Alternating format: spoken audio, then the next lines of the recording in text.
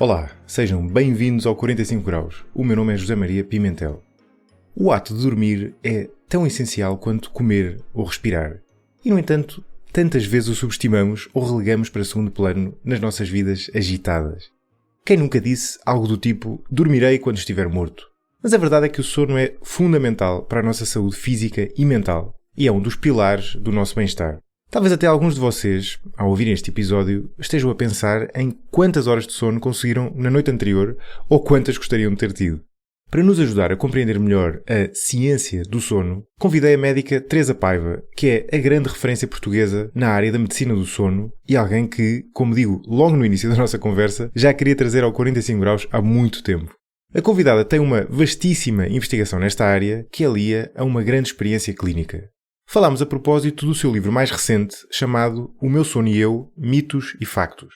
Na nossa conversa, começámos logo com uma questão difícil. Porquê é que dormem, afinal, os seres vivos, desde os mais simples aos mais complexos, e incluindo animais tão distantes de nós evolutivamente como os polvos? De seguida, mergulhámos nos mistérios dos ritmos circadianos, incluindo o estranho hábito que havia na Idade Média de dormir 2 sonos durante a noite. Basicamente, as pessoas deitavam-se relativamente cedo, depois acordavam de madrugada, ficavam acordadas durante umas horas e voltavam-se a deitar até de manhã.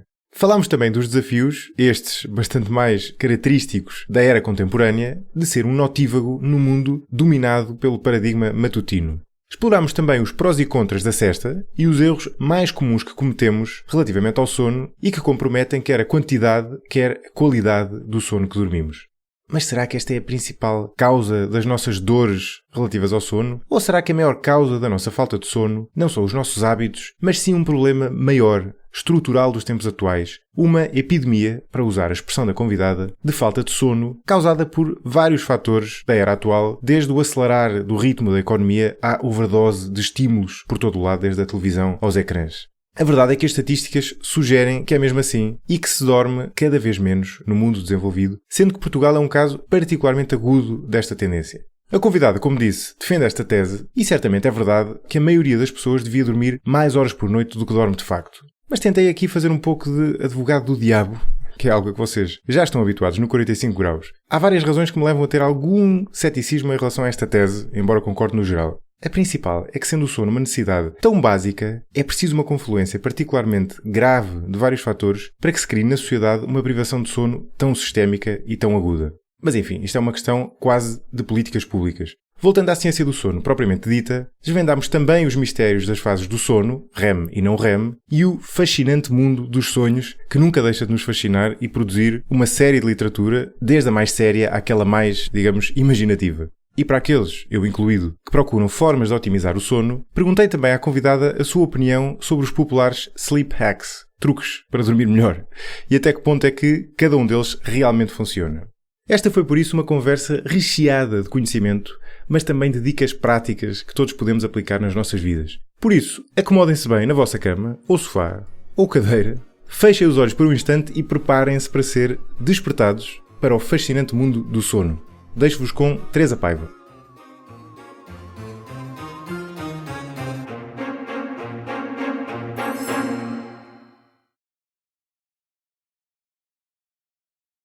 Doutora Teresa Paiva, muito bem-vinda ao 45 Graus. Olá, bom dia. Muito obrigada pelo convite. E eu agora vou-lhe dizer uma coisa que não disse antes, quando estávamos em off, que guardei propositadamente para aqui, peço desculpa por esta desonestidade, é que eu já tinha convidado para o podcast quando o lancei há 6 anos. Ah, sim? É verdade. Eu peço imensa desculpa, mas não vai por isso. Não, na verdade... Mas o que é que eu fiz? Não respondi? Acho que a Teresa não respondeu, mas é uma reação perfeitamente legítima, porque na altura, isso aconteceu com muita gente, porque na altura não existia podcast, não é? Agora já existe, não é? E portanto as pessoas ou já o conhecem, em muitos casos, ou mesmo que não conheçam, conseguem, enfim, ver o histórico. Na altura não, portanto houve uma altura, no início, em que eu... Quer dizer, dessas coisas, a pessoa quer lançar um podcast, lembra-se de uma série de temas, e este tema era um tema que já me interessava na altura, e eu fiz assim um conjunto de convites, para aí uns 10, e houve assim umas 3 pessoas que aceitaram, e foi o suficiente para a coisa arrancar.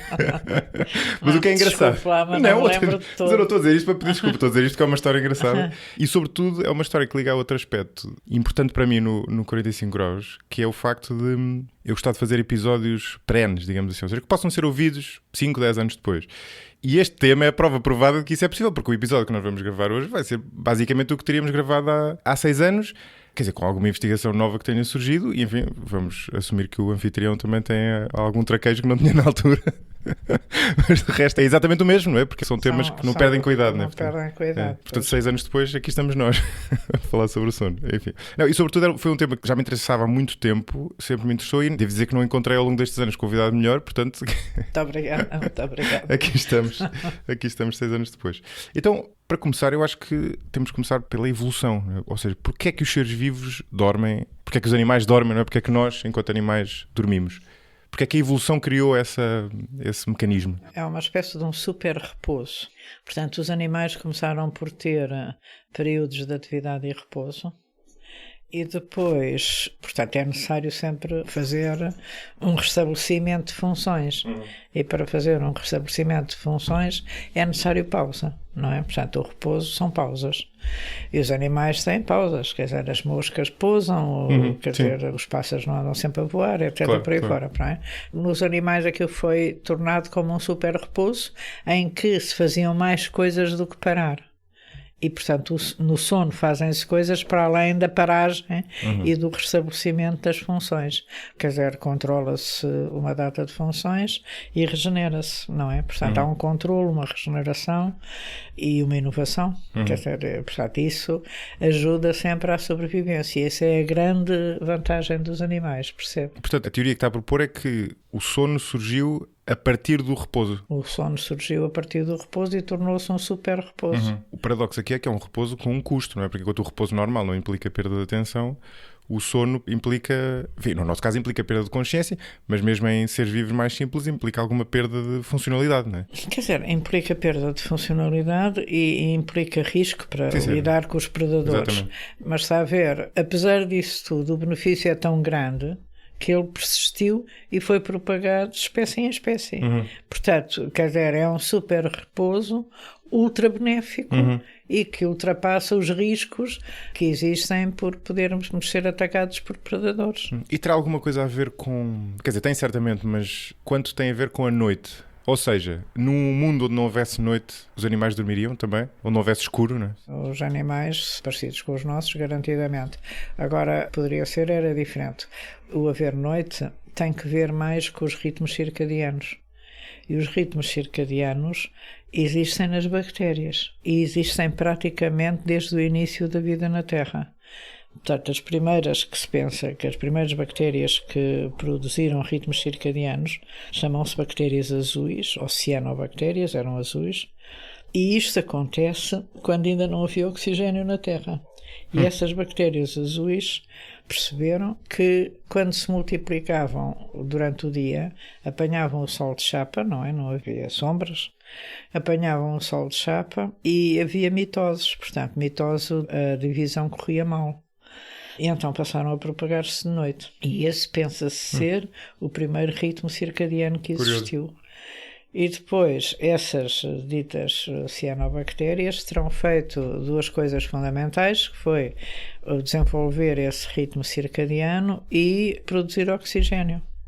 Depois as plantas receberam os ritmos circadianos e essa capacidade de produzir oxigênio a partir da energia solar, e nós ficamos com uma atmosfera cheia de oxigênio. E aí aparecem os animais que nós conhecemos à superfície da Terra. Sim. E quer dizer, a gente sabe muito pouco das profundezas do mar, não é? Mas os animais que vivem à superfície da Terra e a algumas profundidades marítimas adotaram todos esse sistema de regulação circadiana, que assim resulta do movimento de rotação da Terra e do dia e da noite. Curioso. Aqui o dia e noite tem, para este efeito, uma relevância dupla. Não? Uma é essa, de impor um ritmo circadiano nos seres vivos.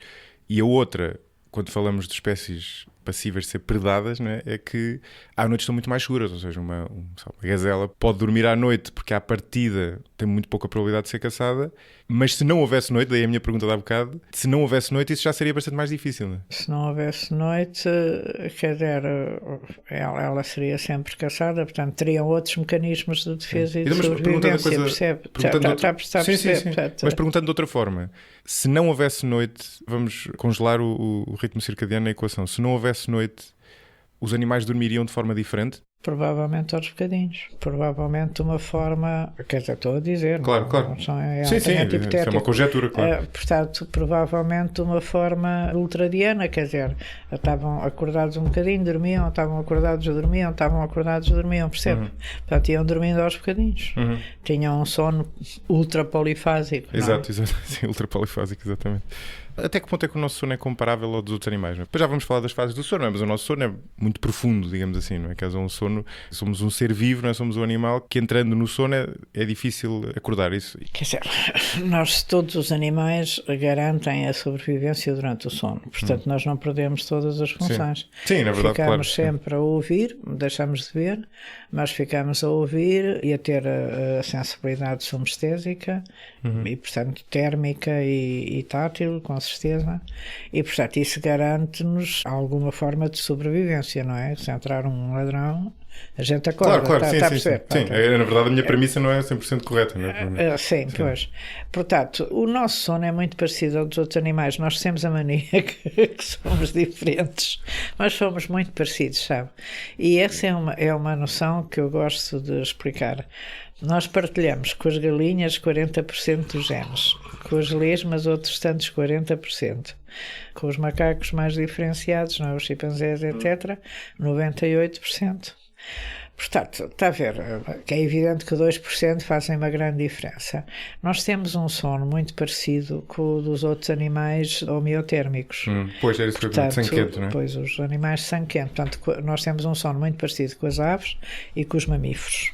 Achava-se que os moluscos, os répteis, etc., não tinham sono REM e que o sono REM só apareceu com as aves e com os mamíferos, que nós temos, não é? Portanto, mas, de facto, agora, em coisas muito recentes, isso aqui é muito recente mesmo, percebeu-se que os polvos sonham e que há lagartos que têm sono REM, percebe? Portanto, quer dizer que eles sonham, não é? Os sonhos... Como é que se percebeu que os polvos sonham? Não deve ter sido fácil. Porque os filmaram e os tipos mudam de cor e têm momentos em que começam como se fosse a tremer, que é o que nos acontece a vir os seus cães a dormir. Sim, exato. Os seus cães volta e meia, quando estão a tremer, parece que estão a tremer, estão sim, em tem uns sono espasmos, REM. não é? Exato. Portanto, estão a sonhar. Exato, sim. Sim, nos cães isso é muito visível. Sim. Pois, sim, nos cães e nos gatos é muito visível. E às vezes fazem sons, não é? E fazem sons, exatamente. Portanto, isso foi assim que foi visto nos polvos e nos lagartos, acho que foi visto por registros que eles sonhariam. Há um espanhol que diz que o sono REM é o sono primordial. Tem a tese do caminho oposto, no fundo. É uma que tese começou do pelo caminho REM. oposto, pois. Mas pronto, mas isso não está de forma alguma provado. Mas, portanto, o nosso sono é muito parecido com o dos outros animais. A única diferença é que, na idade adulta, temos, teoricamente, um sono monofásico. Mas isso, em termos da evolução das civilizações na Terra, só apareceu com a Revolução Industrial e, portanto, aparentemente nós tínhamos um sono bifásico e dormíamos a sesta. Aliás, há quadros de Van Gogh, etc., que se chamam a sesta, não é? Sim. Não, a sesta é conhecida, mas essa investigação, eu ia lhe perguntar sobre isso também, é curiosa porque o que sugere é mais do que dormir a sesta, que é no fundo...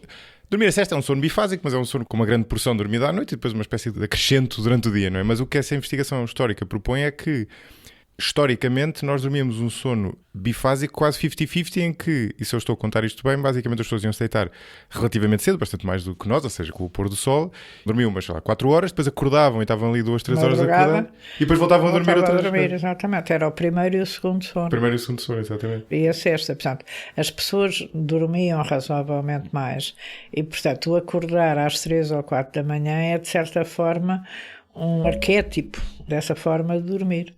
Portanto, não tem assim um problema de maior. Tu quer dizer, as pessoas que acordam às 3, 4 da manhã? Há muita gente que acorda às 3, 4 da manhã. Eu, por acaso, era uma pergunta que eu tinha, porque eu tenho um amigo com quem estava a falar sobre este episódio que tem exatamente esse, enfim, eu ia dizer problema, mas tem essa característica, e eu até andava a chateá-lo para ele ser visto, porque ele acorda todos os dias, a meio da noite, acorda, não é para ir à casa de banho, acorda e depois fica acordado, sei lá, 1 hora, e ele até começou, por exemplo, a ouvir podcast por causa disso, para se entreter mais ou menos, mas se calhar aquilo é uma coisa natural, não é? Quer dizer, não é dramático. Tem que se ver se ele tem alguma razão para acordar ou não, não é? Percebe? Mas há pessoas que acordam, quer dizer, e podem fazer qualquer coisa útil. Nessa altura, antigamente faziam, quer dizer, conversavam uns com os outros, tinham sexo, faziam essas coisas assim, e depois voltavam a dormir. Ou faziam as orações. Exato. Ainda há muito nos mosteiros, Exatamente. Percebe? Quer dizer, os tinham orações à meia-da-noite. muçulmanos Exatamente. rezam à meia-da-noite, Claro. está a perceber? Isso vem como consequência dessa nossa característica inicial. E não é necessariamente dramática, só é dramática quando as pessoas dramatizam. Tá? Portanto, aí passa a ser dramático. Claro. Não, na verdade ele vive relativamente confortável com isso, não é? O que me surpreendeu. Sim, e desde depois... que ele depois, no fundo, durma as horas todas que precisa. Claro. Não há assim um problema de maior. Sim. E não entra em ansiedade por isso e não coma de noite. Comer de noite é uma chatice. Se comer muito ou basta, sei lá, beber um copo de leite? Não se deve comer durante a noite porque a absorção alimentar é muito maior. Absorvemos mais. É por isso. Ok. Eu Percebe? achei que tivesse que ver com a libertação, sei lá, de neurotransmissores ligados ao despertar, por exemplo. Não. É fundamentalmente pelo problema de se poder engordar. Percebe? Ok. Portanto, aquilo absorve-se mais as coisas. Mas enfim, há uma pergunta essencial para responder aqui, não é? Porque nós tens a referir que o sono está associado ao ritmo circadiano. Então o que é que explica uma eventual tendência natural dos seres humanos para o sono bifásico? Porque é de noite. o ritmo circadiano também é bifásico. A evolução da nossa temperatura... Ele é bifásico durante o dia, de facto.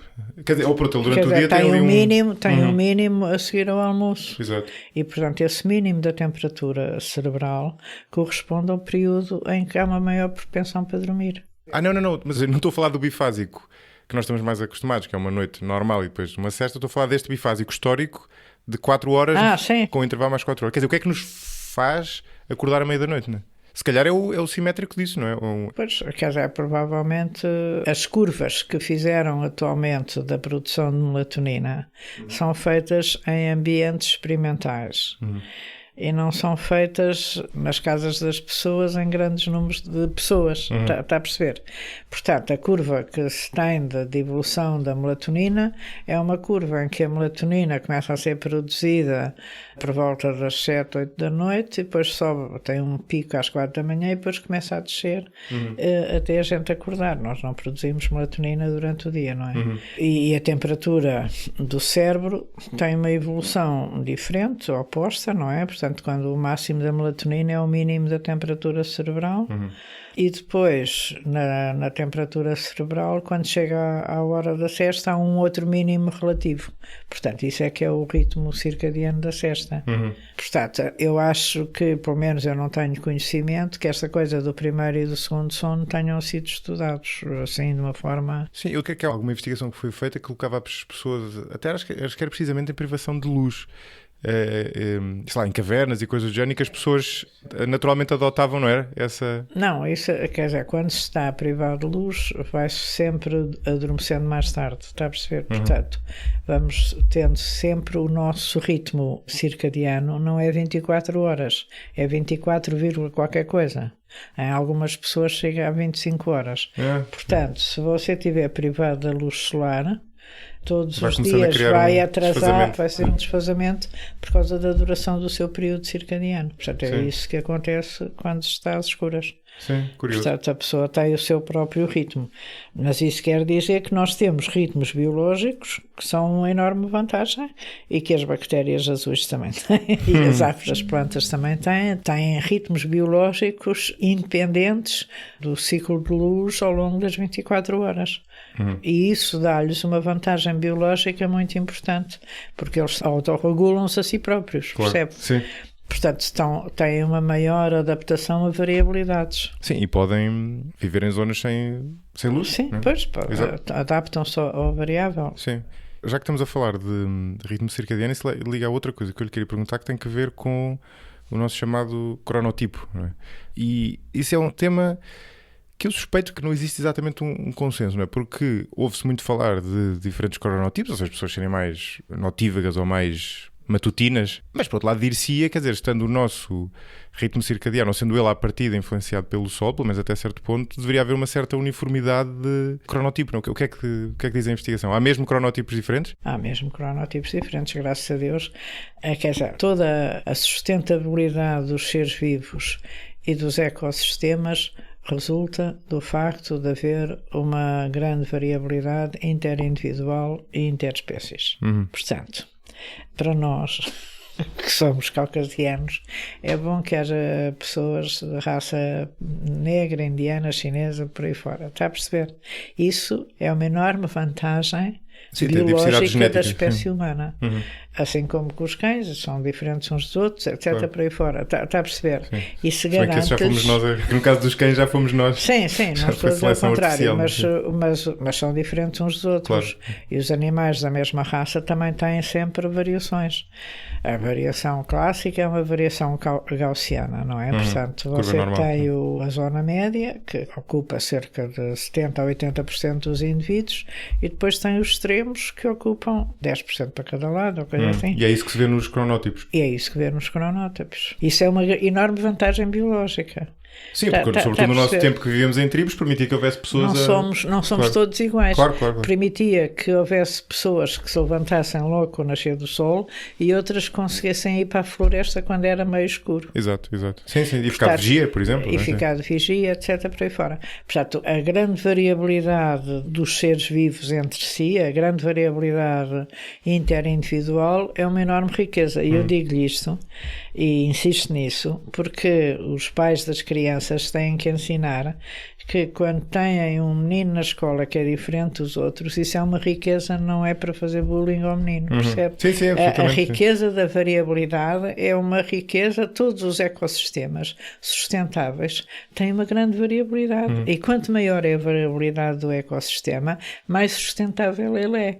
Portanto, a gente tem que perceber que ter meninos diferentes na escola, são mais pequeninos, ou mais gordos, ou mais brancos, ou mais pretos, ou mais espertos, ou mais burros, ou mais isto, ou mais aquilo, ou mais não sei o quê, é uma enorme vantagem. E o bullying nas escolas, que é muito frequente, é feito exatamente por causa das diferenças. E isso é fomentado, quer dizer, a gente está sempre contra as diferenças. Sim, o nosso lado tribal tem os dois lados, é curioso, não é? Tem o lado de procurar a diversidade, porque precisamos dela, sobretudo nesse ambiente de tribo, mas por outro lado, essa pulsão pela homogeneidade de grupo que depois gera, e que está muito ativa, é muito engraçado se a pessoa olhar para trás na nossa vida. O período em que esse lado tribal esteve mais ativo foi precisamente quando andávamos na escola, né? Porque aquilo é um ambiente ultra global. Mas não é bom. Não é bom, é bom, está a perceber. Ao contrário, isso quer dizer, o que eu estou a tentar dizer é que é bom que se ensine, que os pais ensinem às crianças que ter meninos diferentes é bom. Sim, claro. Os pais e os professores. E os professores têm essa obrigação, não é? De facto faz todo sentido que nós tenhamos cronótipos diferentes à luz dessa explicação, mas isso não elimina, infelizmente, o problema de pessoas que sejam, por exemplo, notívagas e vivam desfasadas do resto do mundo e numa espécie de bullying pós-escola, não é? Porque uma pessoa que seja... Por exemplo, o meu ritmo, é difícil dizer isto muito bem, mas o meu ritmo natural não é um ritmo de acordar às 7 da manhã. Não é um ritmo muito notívago. Ou seja, seria, sei lá, acordar às 10 ou 11, não é? Mas significa que é um esforço para mim viver no... Mas a minha mãe, por exemplo, é notívaga a sério. E a minha avó também era. Curiosamente, a avó paterna. Portanto, há uma confluência genética aí.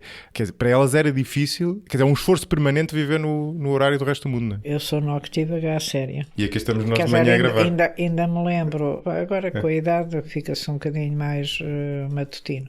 Mas já lhe explico o que é que faço. Mas eu lembro-me de estar a apanhar o autocarro no Rossio, não é? Que apanhava o autocarro no Rossio para ir para o liceu, vai com 10 anos, 12 anos, e pensar, já vou chegar tarde, não sei se está a ver. Claro. Aquilo já é complicado desde essa idade. Foi muito complicado no início da vida hospitalar, porque eu não era capaz de lá chegar às 8h30, não é? Claro. É um esforço permanente, não é? E uma fonte de stress. Não era capaz, não fazia, não chegava. E saía mais tarde, mas isso era uma crítica permanente que me faziam, porque eu não chegava a horas, não é? Claro. Embora estivesse muito mais tempo que os outros, saía muito mais tarde, percebe?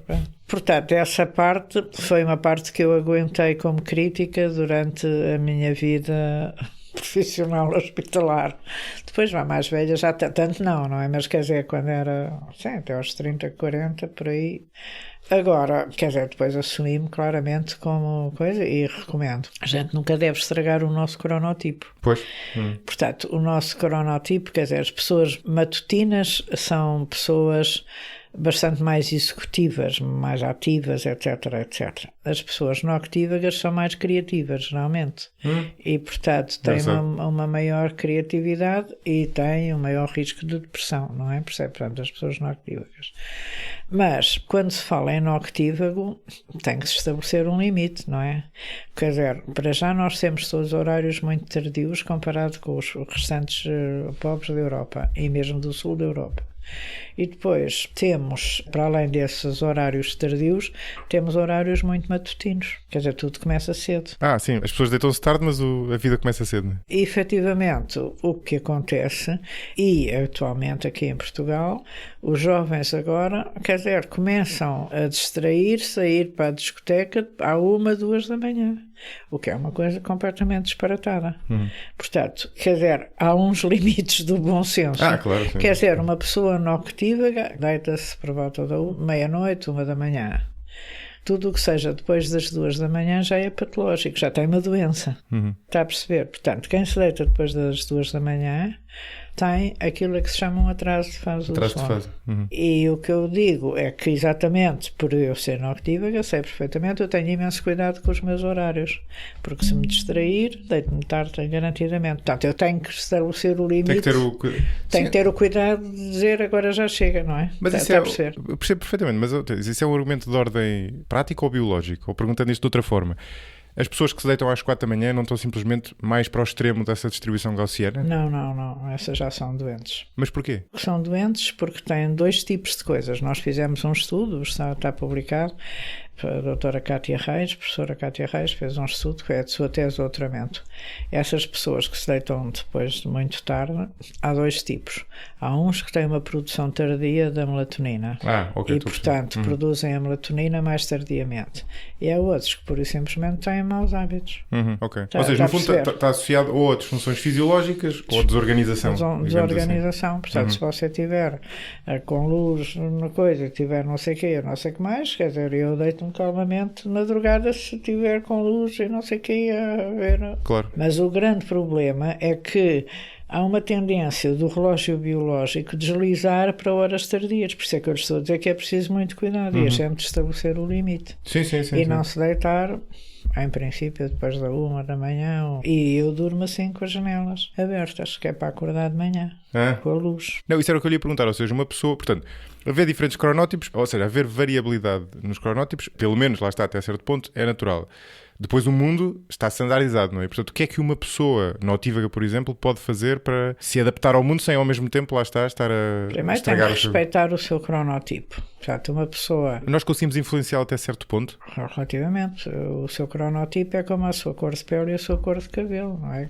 Pronto, o cabelo pode pintar, mas a pele é mais difícil de mudar, não é? Eu tenho um determinado cronotipo, que é no fundo a minha tendência, não é? Mas eu consigo depois influenciar o meu ritmo circadiano para... Um bocadinho, mas tenho que o preservar. Eu tenho preservado sempre o meu ritmo. Quer dizer, se me disser assim, tenho que se levantar todos os dias às 8 da manhã, eu fico doente, não faço isso. Tenho que se levantar todos os dias às 7 da manhã, Deus me livre. Tenho que fazer ginástica de manhã, Deus me livre. Pois. Não faço. Mas imagine, há pessoas que nos estão a ouvir, e é engraçado porque foi uma pergunta feita por muitas pessoas, de mecenas e ouvintes do podcast que enviaram perguntas. Há pessoas que, quer dizer, às vezes a pessoa não tem essa escolha, não é? Tem mesmo que se levantar cedo, não é? E tendo que levantar cedo, o que é que a pessoa pode fazer para antecipar o nosso ritmo? Usar a exposição à luz é a grande coisa. Portanto, a exposição à luz pode ser dormir com as janelas sem portadas, não é? Ou sem cortinas, ou ter relógios solares, aqueles despertadores solares que vão dando a luz conforme a pessoa, quer dizer, se a pessoa, imagina, está ao pé da rua e os vizinhos veem, não vai dormir de janela às coisas, então é melhor ter um despertador solar. A exposição à luz é o nosso grande sincronizador. Mas a pessoa tem que perceber que nunca pode estar muito diferente do seu cronotipo, tem que estar mais ou menos parecida com o seu cronotipo. E também é igual para os matutinos. Há pessoas matutinas que não aguentam os jantares à noite, ou aquelas festas à noite, coitados, não é? Portanto, essas pessoas, nessa altura, o que têm que ter é luz antes da festa, está a perceber? Ao fim da tarde, para aguentarem a noite. Mas, em princípio, Eu acho que o grande conselho é estarem de acordo com o seu cronotipo o mais possível. Claro. E, fundamentalmente, um outro grande conselho é... Agora há aqueles tipos das bolsas, não é? Das bolsas de dinheiro. Então, eles começam com as bolsas de Xangai, depois vão para a bolsa de Berlim, depois para a de Londres, depois para a de Nova Iorque e depois para mais não sei o que. Está a ver? Estão acordados os tempos todos. Portanto, isto é uma violência, não se deve fazer. Claro. É como quem faz... Houve uma pessoa que mandou essa questão. Foi a Isabel Marques, que é mecenas, que é quem faz turnos, por exemplo. Não é? Quem faz trabalha na área da saúde tem que ter imensos cuidados, porque a primeira coisa que se tem que perceber é que o trabalho por turnos não é natural. Depois, o trabalho por turnos, os turnos noturnos, não devem ser feitos a partir dos 45 anos de idade. Está a ver? Agora estão a pôr os médicos e não sei o quê até aos 60, quer dizer, que é uma verdadeira barbaridade. Não se deve fazer isso. Porquê? Quer dizer, porque é que não se deve especialmente fazer a partir dos 45? Porque o relógio biológico envelhece e, portanto, a capacidade de adaptação do relógio biológico é menor.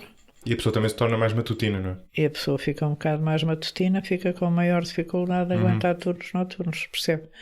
E a amplitude da produção do ritmo circadiano é menor, portanto a pessoa tem que ter cuidado mesmo. Fica com menos elasticidade, no fundo. Podemos dizer até aos 50 anos, mas depois disso nem pensar. Não se deve fazer turnos noturnos. Eu já escrevi para vários doentes que não podem fazer. Está a perceber? Sim. Porque faz mal, porque não aguentam, porque não se deve fazer, etc. por aí fora. Portanto, os turnos noturnos são diferentes dos outros turnos, mas os turnos muito matutinos também não são bons. Quer dizer, agora as televisões começam, imagina, os programas começam às 5 e 6 da manhã, etc. Eles têm que se levantar às 4 para lá estar. E isso é levantarem-se antes do nascer do sol. Isso faz muito mal. É fatal, claro. Está a perceber? Nada disto existia há uns anos atrás. Quando eu era pequenina, não existia. Quer dizer, a televisão acabava à meia-noite com o hino nacional.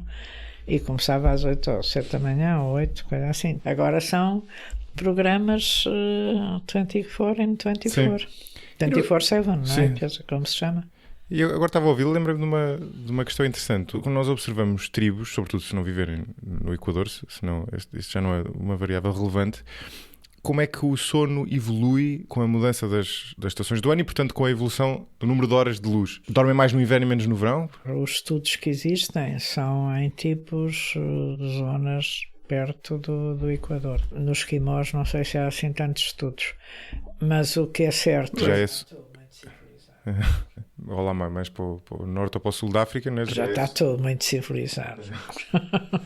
Quer dizer, há uns estudos feitos nos índios do Brasil e há dois tipos de estudos. Há os índios do Brasil que mantêm os hábitos antigos, não é?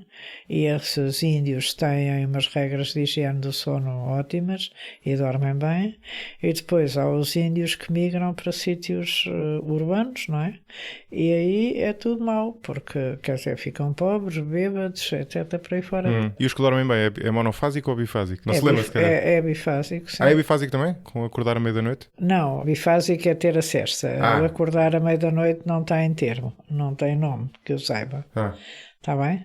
Mas esse padrão que existia na Idade Média, aparentemente, também existe nas tribos? Não sei. Atualmente não parece que existe. Não foi verificado. Mas o padrão da sesta, sim, existe. Eu tenho frequentemente dúvidas em relação à sesta, porque há várias alturas em que me ocorre dormir a sesta e há alturas em que decido dormir e depois concluo que fiz bem. Há alturas em que decido dormir e depois acho que não fiz bem. E depois há alturas em que decido não dormir e acho que fiz bem. E outras em que decido não dormir e acho que não fiz bem. Porque, na verdade, nunca percebi muito bem. A sensação que eu tenho é que quando dormimos a sesta há ali um equilíbrio muito ténue, não é? Porque se eu, por exemplo, estiver mais estressado, provavelmente nem vou conseguir adormecer naqueles 25 minutos, por exemplo, portanto não... Quer dizer, pode ter servido para alguma coisa, mas não durmo. Se eu estiver muito cansado, entro num sono tão profundo que depois, se eu quiser acordar meia hora depois, vou acordar completamente grog. E na verdade é uma coisa que muita gente diz, não é? Que dorme a sesta. Qual é que é o receituário? Se a pessoa estiver cansada e puder dormir a sesta, como é que deve fazê-lo? É desejável que a sesta seja a hora da sesta, isto é, a seguir ao almoço. As cestas ao fim do dia só devem ser feitas por quem vai trabalhar por turnos, que é para depois não ter sono à noite. Claro. Se uma pessoa faz uma cesta à meio do dia ou ao fim do dia, vai dormir pior à noite, porque já dormiu o que tinha para dormir. Claro. E há uma grande diferença entre as power naps, que é aquelas cestas de 20 minutos, 30 minutos, que são muito positivas porque melhoram o desempenho cognitivo a seguir, não é? E o desempenho físico. E há as cestas longas. Quando uma cesta é longa, é melhor que seja pelo menos 90 minutos para ter um período de REM, dar uma ou volta pelo menos completa, 60 para ter o sono profundo lá todo direitinho, percebe? Portanto, é bom não fazer assim uma coisa pelo meio, porque se acordar em sono profundo, acorda cansado. Pois, mas é que mesmo isso não é fácil fazer, porque já tive esse dilema. Nesse caso, mais ao fim de semana, a pessoa pensar: estou cansado, vou dormir hora e meia para fazer esse ciclo completo. Mas depois, muitas vezes, eu acho que não acerto no ponto certo, porque também depende. Eu nunca sei se é de começar a contar quando me deito ou se é de contar quando adormeço, que eu na verdade não sei. Acho que o melhor é deixar que o seu corpo decida, em vez de ser você a decidir. Mas aí não corro o risco de não dormir mais? Nenhum. Não, o risco de dormir demais, não é? Tá, depois dorme menos de noite. Quer dizer, eu acho que o corpo decide. E a gente ouvir o nosso corpo é uma coisa que se deixou de ter em conta, percebe? Eu pessoalmente ouço sempre o meu corpo. O meu corpo diz-me: vai dormir. Eu digo que eu vou dormir. Ele diz-me: agora não trabalhes. Eu digo: Juca, não trabalho. Não faças nada, não faço nada. Descansa. Eu descanso. Eu obedeço ao meu corpo, quer dizer, mesmo. E este é o que a gente tem que aprender, é ouvir o nosso corpo e deixar fazer o que o nosso corpo diz. O nosso corpo sabe resolver os assuntos. Sim, esse é um risco com este tipo de regras que a pessoa decora, já. Power nap, 25 20 não minutos meia hora. Não faça essas regras, por amor de Deus, percebe? Deixe tudo resolver-se. Mas numa power nap, ou seja, nessa cesta curta é complicado, porque se a pessoa se deixar dormir, pode dormir demais, aí tem compromissos, não é? Portanto, aí tem mesmo que pôr o alarme. Eu estou muito cansada com os doentes, durmo as power naps, percebe? Mas como é que faz? Deita-se sem pôr alarme? Deitas e dormes, sim. Deito-me e durmo. Confio na necessidade. Mas sem pôr alarme, é isso? Sim, claro, não ponho alarme. Curioso. Eu não gosto de alarmes. Hoje pus um alarme porque era para acordar cedo, não é? Pois, já percebi que lhe estraguei o ritmo circadiano, escusadamente. Não, mas eu costumo acordar espontaneamente, agora com as janelas abertas, acordo cedo e não me deito tarde, percebe? Mas quer dizer, tinha que ter o alarme para ter a certeza que acordava, não é? Que não ficava a preguiçar na cama. Não é? Que é outra coisa boa que se deve fazer. Sim. Que as pessoas atualmente não fazem. Parece um pecado preguiçar na cama. Sim. Por acaso é verdade. Só tem que ser produtiva, não é? Tem que ser produtiva. Tem que se levantar logo. Tem que se levantar estilo mola. Exatamente. É muito antibiológico. Nós temos uma coisa que se chama a inércia do sono. E portanto não acordamos de imediato. Claro. Está a perceber? Tem a ver com os neurotransmissores até, não é? Ou seja, sim, tem que ver com a fisiologia do sono. Quer dizer, não há nenhum fenómeno biológico que seja on-off. Quer dizer, quando há fenómenos on-off, geralmente são catastróficos. Percebe? Certo? Esta ideia de que o sono é a gente carrega no interruptor, liga, carrega no interruptor, desliga, é mesmo estúpida, não é assim. Claro. E graças a Deus não é assim, porque é a nossa capacidade de adaptação. Portanto, um fenómeno leva sempre algum tempo até chegar ao máximo, isso chama-se a constante de tempo, quando chega a 2/3 da amplitude máxima e depois estabiliza. E quando é ao contrário, também. Sim. Quando é para acabar, também. Portanto, o sono é assim. Sim. Há uma curva ascendente e uma curva descendente. Uma chama-se... É o sono e muito mais... Um é o adormecimento, e o adormecimento é muito bonito de ver do ponto de vista da neurofisiologia. Quer dizer, o que se vê é bocadinhos de acordar, bocadinhos de sono, bocadinhos de acordar, bocadinhos de sono, e as pessoas estão nessa oscilação durante uma data de tempo, e isso é o adormecer. É a chamada fase 1 do sono. É muito bonita. É um jogo... Sabe perceber? É um jogo progressivo. Sim. É o push and pull, não é? Como se costuma chamar. E a nível biológico, como é que isso funciona? Nós já falámos da melatonina, que no fundo é o que vai gerando a nossa vontade de é o que dá dormir. Um sinal que temos que dormir. E o que é que dá o sinal ao nosso corpo para acordar? É a inversão, portanto, a ativação do sistema reticular ascendente, não é? E a inibição do núcleo ventrolateral preóptico, que nos faz dormir também. Não, eu estou a perguntar isto porque, quer dizer, é uma pergunta se calhar demasiado técnica para quem nos está a ouvir, mas porque a ideia que eu tenho é que são dois sistemas diferentes. Sim, são dois sistemas diferentes, mas não funcionam um ou outro, está a perceber? Não é um ou outro, claro. Quer dizer, quando eles começam, aquilo é progressivo, tanto para o adormecer como para o acordar. São zonas de transição, é como as ondas da maré, percebe? A maré cheia e a maré vazia. Quer dizer, aquilo começa a encher ou começa a esvaziar. E tudo o que for em fenómenos on-off são fenómenos catastróficos, como por exemplo um infarto miocárdio. Eu estava a pensar. Quer dizer, um AVC, um acidente, você para subir a sua frequência cardíaca leva um tempo. esta noção de que é preciso uma constante tempo é uma noção muito importante. Sim, é engraçado porque a pessoa, nós tendemos a fazer mais implícita do que explicitamente, acho eu, uma analogia do corpo como uma máquina, quando na verdade não é. Sim, mas as máquinas. E mesmo também, onde existe a analogia também não é. Exceto as máquinas digitais, que essas sim são on-off, mas nós não somos digitais, somos analógicos. E tudo se passa assim, quer dizer, as hormonas começam a ser produzidas progressivamente, a digestão é feita progressivamente, o coração acelera e desacelera progressivamente, percebe? Quer dizer, tudo se faz assim. A gente acorda progressivamente, a gente adormece progressivamente e o grande segredo é deixar que o corpo faça. Quando ele faz bem é ótimo, porque se não faz bem é melhor tratar-se. Contribua para a continuidade e crescimento deste projeto no site 45grauspodcast.com. Selecione a opção Apoiar para ver como contribuir, diretamente ou através do Patreon, bem como os benefícios associados a cada modalidade. E que erros é que as pessoas cometem mais ao não deixar o corpo fazer isso bem? Quer dizer, há uns que já toda a gente sabe, não é? À noite as pessoas pôr-se a estímulos, não é? As pessoas perfeccionistas que gostam de ter tudo sob controle não dormem bem. Portanto, quem é perfeccionista tem uma enorme dificuldade com o sono porque gostava que o sono fosse um interruptor on-off e não é. E, portanto, gostava de estar sempre em controle sobre o sono e o sono não gosta de ser controlado. E eu costumo explicar às pessoas que o sono não gosta de ser controlado porque, efetivamente, quer dizer, existe desde que há animais, há bilhões de anos, não é? Desde que há animais na Terra e foi-se sofisticando cada vez mais. Foi-se sofisticando cada vez mais, cada vez mais, cada vez mais. E ao sofisticar-se cada vez mais, chegou a nós como uma dádiva. E as pessoas não percebem que o nosso sono é uma dádiva. Acham que o sono é como ter dinheiro ou ter outra coisa qualquer. Não é uma dádiva que a gente tem. Como é a vida é uma dádiva. Está a ver, nós estarmos vivos é uma dádiva. E o sono é uma dádiva que foi evoluindo e que se foi adaptando a um cérebro que nós temos, que é diferente dos outros animais. O nosso cérebro é certamente mais sofisticado, não é? Portanto, temos as culturas, temos estas capacidades de inovação, etc. E temos uma mão, que os animais não têm. Portanto, uma mão com umas capacidades também muito especiais. Não estou a dizer que os animais não tenham capacidades construtoras, mas nós temos a mão, que é uma coisa especial. E o nosso cérebro adapta-se a isso tudo. E o nosso sono adapta-se a isso tudo. Quer dizer, o cérebro tem uma representação da mão particularmente grande, está a ver? E o sono está lá muito bem organizado para chatear o lobo frontal, os sonhos, aquela atrapalhada toda, as decisões, não sei o quê. Está lá tudo muito bem organizado para que aquilo corra bem.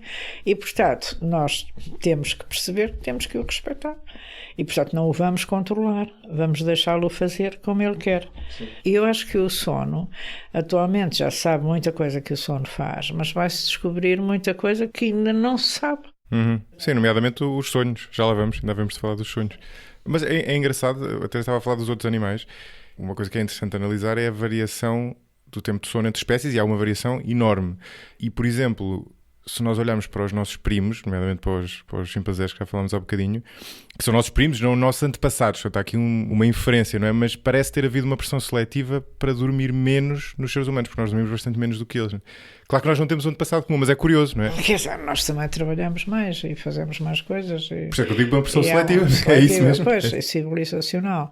Agora, não, mas as próprias, desculpa interromper, as próprias tribos, ou seja, não estou a falar nós, pessoas eventualmente com déficit de sono. Por exemplo, os chimpanzés podem dormir nas árvores relativamente pacatamente. Os seres humanos desceram das árvores e passaram a estar muito mais expostos e construíram casas, não é? Sim, mas mesmo antes disso, quer dizer, na maior parte do nosso tempo evolutivo, não é? Por isso é que nós nos juntámos em tribos, não é? Porque, sim. E daí a história dos turnos e tal, não é? Mas quer dizer, não somos os únicos animais que se juntam em tribos, não é? As formigas e as abelhas também, sabe? Sim, se bem que há uns que é um bocadinho diferente, sim. Os cardumes de peixes também. Sim. Não se esqueça que não somos os únicos animais gregários, não é? As bandas de pássaros, etc, por aí fora. Sim, vários mamíferos, por exemplo. É mamíferos, mas começa com as formigas, não é? Quer dizer, as formigas não vivem sozinhas.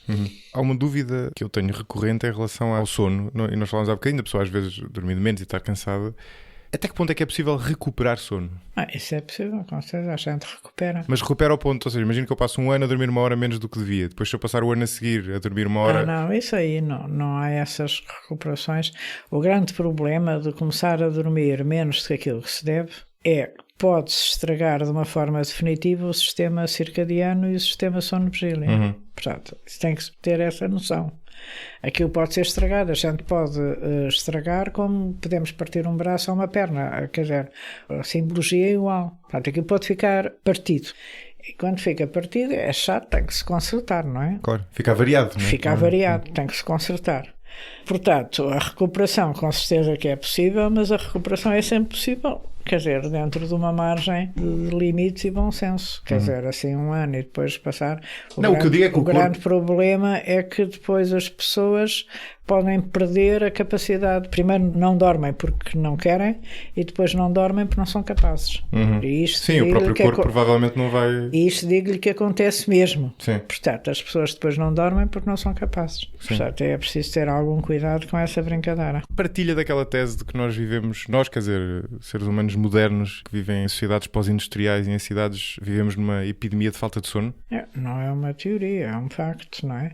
Quer dizer, em Portugal, mais de 30%, nós estudámos isso em estudos nacionais, a professora Cátia Reis, ela fez um estudo com base num outro estudo nacional da professora Helena Canhão e do professor Jaime Branco, em que se avaliou quantos dormiam menos de 5 horas ou menos, ou mais de 10 horas.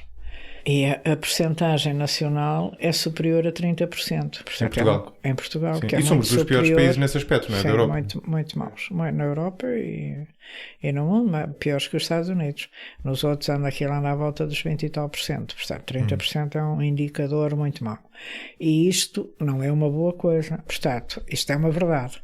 Por outro lado, há estudos feitos por grandes empresas que estudaram os custos económicos da privação de sono nos 5 países ricos, portanto, Alemanha, França, Inglaterra, Estados Unidos e Japão, não é? E nesses países verificaram que a privação de sono tinha um custo económico que variava entre 3% a 4% do PIB desses países. Portanto, são bilhões de dólares, se quiser, ou de euros, porque eles têm uns PIBs altíssimos, portanto 3 a 4% dos PIBs deles é uma coisa muito alta. O que é que a investigação diz sobre as consequências da falta de sono? Consequências sobre a saúde das pessoas, não é? Estamos a falar de quê? De mais doenças? Mais doenças, quer dizer, mortalidade precoce? Estudo, sim, mortalidade mais precoce, portanto menor longevidade, maior risco de cancro, maior risco de demência, maior risco de doenças cérebro- e cardiovasculares, maior risco de hipertensão, maior risco de diabetes, maior risco de obesidade, maior risco de acidentes, maior risco de lapsos no trabalho, etc. por aí fora, maiores problemas de aprendizagem, quer dizer, é tudo mau. E como é que é a curva? Ou seja, estamos a falar de, se formos de mais horas para menos horas, de 9, 8, 7, 6, 5, quando é que... Portanto, abaixo das 5 é péssimo, abaixo das 6 é mau. Entre 7 a 9 está mais ou menos ok, mais que 10 começa a ser mau também, nos adultos. Sim, ou seja, a incidência começa quando passamos das 7 para as 6 e depois a curva vai se tornando cada vez mais grave, sim, mais grave. Há aqui 2 questões, não? Há uma questão transversal das pessoas dormirem menos e depois há Portugal no universo dos outros países de ser um país onde se dorme... Eu acho que Portugal tem o problema de juntar os horários do Norte e os horários do Sul. E isso é uma estupidez, percebe? Portanto, a gente não pode ter, assim como há bocado as pessoas das bolsas não podem ter os horários de Pequim e de Nova Iorque ao mesmo tempo, não é? Porque são horários completamente diferentes. Nós não podemos juntar os horários do Norte e do Sul. E repare que as escolas começam muito cedo. Os pais têm que pôr os filhos cedíssimo na escola para depois irem para os empregos deles. Depois saem todos muito tarde. Portanto, os miúdos porque têm atividades, a maior parte, não é? Isso é uma regra, quer dizer, que me parece bizarra, e os pais porque saem tarde. Portanto, saem a correr, ou o pai ou a mãe, para ir buscar os filhos às 5, 6 da tarde ou 7, chegam a casa todos cansados e aos gritos. Desculpe lá, mas é. As crianças vêm cansadas e as pessoas estão cansadas. E, portanto, depois é fazer o jantar, depois é não sei o quê, depois ninguém come, depois eles não vêm, depois estão com os telemóveis, depois estão com o computador, depois estão com os chats com os amigos, depois não vem, depois já está toda a gente aos gritos e depois jantam. Depois vão para a cama, ninguém quer ir para a cama, não sei se está a perceber. Sim. Deitam-se todos tarde. Portanto, este é o cotidiano de muitas famílias portuguesas. Não duvido disso, mas deixa-me fazer um bocadinho de advogado do diabo, que é uma coisa que eu gosto de fazer aqui no podcast. Quer dizer, é evidente que existem muitos problemas desse género e é evidente que existe muita gente que dorme de menos. Quer dizer, lá está, existem os tais short sleepers, há sempre, o Marcelo é sempre um exemplo, mas isso é uma minoria, portanto, pessoas que durmam 5 horas claramente estão a dormir de menos, não é? Agora, não poderíamos dizer que, mesmo que olhando para a história, olhando, sei lá, para os últimos 200 anos e vendo o número de horas de sono a diminuir em média, a qualidade do sono pode estar a aumentar? Ou seja, nós hoje não dormimos em condições muito melhores do que acontecia antigamente. Quer dizer, eu durmo, não ouço praticamente ruídos, é muito diferente do que acontecia em cidades há 50 ou 100 ou 200 anos e, enfim, mesmo em ambientes mais medievais, provavelmente estavam longe de ser pacatos. Eu acho que, sabe, que a gente dorme bem quando se fala naquela cena dos colchões e dos quartos e dos não sei o quê. Quer dizer, os índios dormem bem em coisas...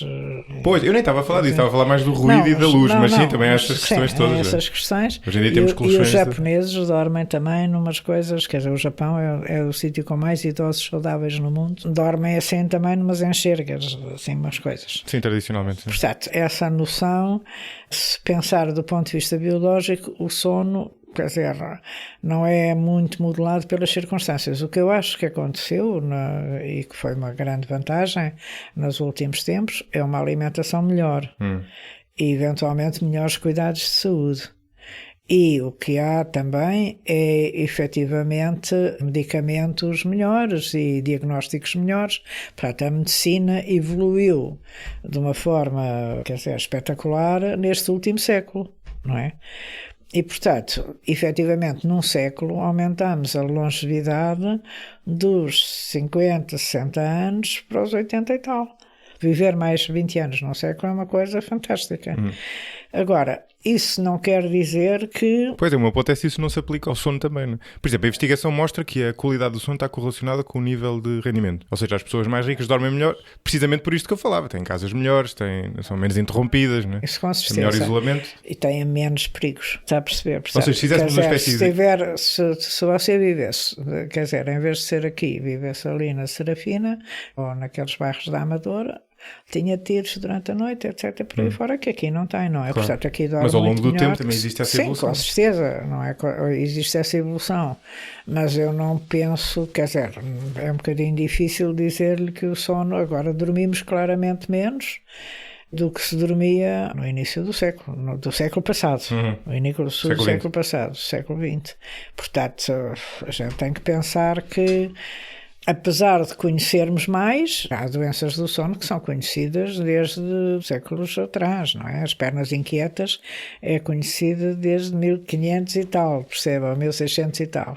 E as insónias suspeito também que sejam companheiras da humanidade desde sempre. Foram. O sonambulismo, percebe, já vem nos gregos. As crises de epilepsia já são descritas há muitos séculos.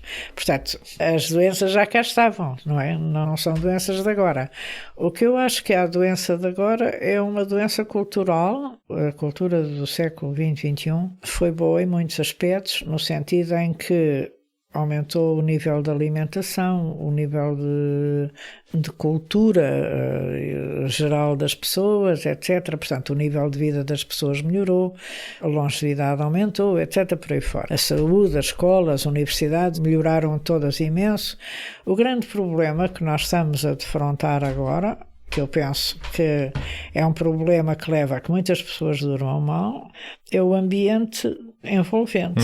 Quer dizer, é um ambiente envolvente muito negativo, as notícias são muito negativas, portanto ouve sempre falar ou em guerras ou desgraças ou acidentes ou coisas assim. Sim, bom, mas isso também não sei se é exclusivo dos tempos atuais, não é? Bom, Antigamente não havia estas notícias, percebe? Desculpe lá. Em que, no na sentido... televisão, na televisão. Sim, é verdade, havia menos e a televisão, acesso a notícias. Havia sim. muito menos acesso a notícias. Portanto, por outro lado, há efetivamente um risco sempre, quer dizer, subjacente de que haja uma desgraça nuclear ou seja o que for. Pois há as ameaças, que são as drogas, a inteligência artificial, tudo aparece como ameaças, está a perceber? E as pessoas, eu estou a dizer o que os doentes sentem, não é? Quer dizer, isso é sentido como uma ameaça e, portanto, as pessoas que se tinham convencido que tinham tudo garantido, a partir de agora sabem que não têm as coisas garantidas ou começam a perceber que não têm as coisas garantidas. Ou seja, é uma espécie de stress endémico que Exatamente. afeta também o sono. E afeta muito o sono. Portanto, esta cena das notícias é muito... Ou seja, sente isso mesmo nos seus pacientes, curioso. Com certeza. Pois eu acho que, no fundo, é esse o ponto, não é? Nós hoje em dia somos inundados. Somos inundados por muitas coisas. Portanto, temos todas estas coisas que eu lhe disse que são melhores. Mas, voltando a Portugal, que eu acho que é um país que tem que se pensar a si próprio, de uma forma específica. Portanto, nós temos esta coisa dos horários do Norte e do Sul. Os espanhóis têm horários do Sul e os italianos têm horários do Sul e os gregos também. Horários do Sul no sentido que se deitam tarde, mas o dia também começa tarde, não é? Começam todos mais tarde e têm aquelas horas na hora do almoço enormes. Depois, o que acontece é que, efetivamente, se for ver a comparação da escala de velocidade dos países, Portugal está em 53º ou 57º, já não sei, mas é por aí. Este ano, na última coisa. Mas os países europeus, a maior parte dos países europeus estão nos 20 primeiros. Portanto, o que é que faz com que Portugal esteja no terço médio da tabela? Há 150 países, portanto estamos no terço médio da tabela. Quando todos os países europeus, a Europa, é de facto um sítio onde se vive de uma forma privilegiada. Porque é que nós estamos tão longe dos outros? Somos um país mais pobre. Uma razão é por sermos mais pobres, mas não é só. Se vir as questões do coisa, é não ter a certeza de ter entreajuda e a corrupção. Social. E a corrupção. Exatamente. São os fatores que levam a que os outros tenham uma ótima qualidade de vida, são mais ricos que nós, sabem que são ajudados pelo Estado e acreditam que o Estado controla as corrupções e nós não acreditamos em nada disso. O problema destas coisas é que está tudo correlacionado, não é? Ou seja, pois, a partir deste ponto torna-se difícil destrinçar as causas de umas das outras, não é?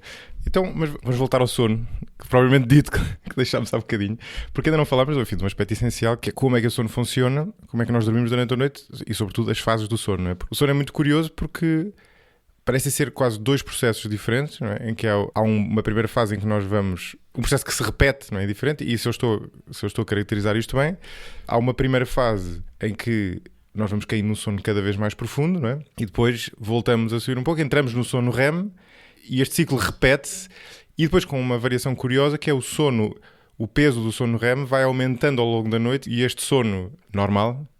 sono profundo. Sono profundo, ou sono progressivamente profundo, vai diminuindo, não é? Portanto, no início da noite nós temos muito sono deste profundo, ou seja, progressivamente profundo e pouco REM, não sei, ciclos de 90, e depois mais para o fim da noite vamos tendo menos deste e mais REM, não é? Que é curioso, não é?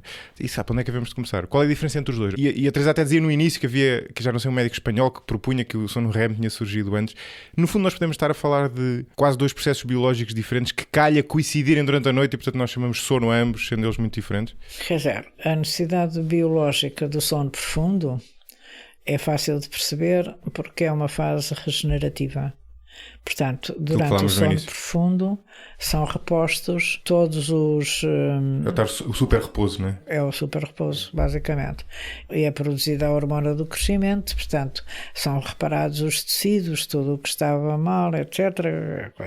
Mas começa a aquisição de memória no sono profundo e começa uma outra coisa que geralmente não é falada, que é a comunicação entre zonas do cérebro, percebe?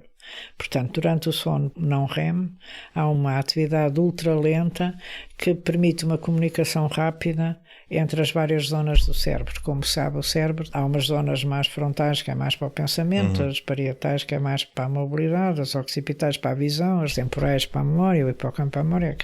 Há zonas assim com alguma diferenciação funcional. E durante o sono não REM, há umas chamadas atividades ultralentas põem em comunicação as diferentes zonas funcionais. De uma maneira que não acontece quando estamos acordados. Não acontece quando estamos acordados. E qual é o propósito? O propósito é que haja, quer dizer, uma uniformidade do cérebro, que elas comuniquem umas com as outras, quer dizer, aquilo que você tem visual comunique com a parte frontal, etc, etc. Isso é muito importante na aquisição de memórias, por exemplo. Sim, uma espécie de organização. É uma organização, aquilo reorganiza-se. Por isso é que eu lhe estou a dizer, como se sabe muito pouco da função destas atividades ultralentas e são mal estudadas, daqui por uns tempos vai-se saber muito mais sobre o que é que isto faz. Não se sabe ainda muito. Depois, ultralentas, são atividades ultralentas, não é as atividades lentas de sono profundo. Mas desculpa, o que é que quer dizer ultralentas São coisas, quer dizer, de muito baixa frequência no tempo. Tem que ver com as ondas, ok. Tem que ver com as ondas, quer dizer, em termos de frequência, são quase... frequência baixa. Frequências DC muito perto da frequência. Eu tenho a ideia que são de amplitude elevada, mas frequência baixa, não é? Muito baixa, que é ultralenta. Depois, no sono profundo, portanto, é no fundo aquilo que eu lhe dizia do super repouso. O sono REM é o garante da nossa sobrevivência, em meu entender. E, portanto, ter sono REM é porreiro. Porquê que é o garante da nossa sobrevivência? Porque ele, de facto, é um sono paradoxal, no sentido real do termo. Estamos muito ativos, não é? Em termos mentais. Exato. Porque sonhamos, não é? Mas os sonhos, estamos paralisados, não é? Portanto, mas estamos paralisados, não hipótese. nos conseguimos mexer. E todo o corpo, nós não nos conseguimos mexer, mas tudo anda. O coração acelera e desacelera, a respiração torna-se rápida, etc. por aí fora, e a cabeça está razoavelmente mais ativa. Não está tão ativa como durante a vigília, mas está ativa. E os olhos andam de um lado para o outro.